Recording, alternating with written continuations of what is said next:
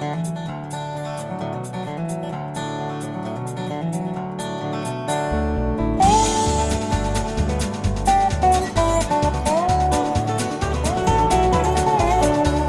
sommes dans le quartier Groslay. Depuis que nous sommes petits, c'était un quartier très très important de la ville de Lyon, avec ses commerces, avec ses employés, bref, tout ça a disparu.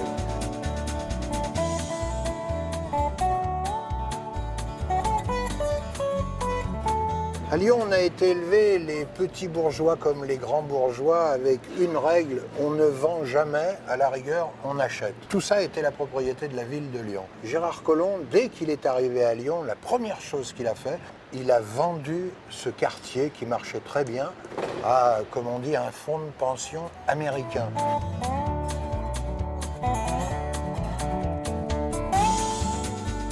Dès qu'ils sont arrivés, la première idée, c'était de multiplier les loyers par 3, 4, 5, etc.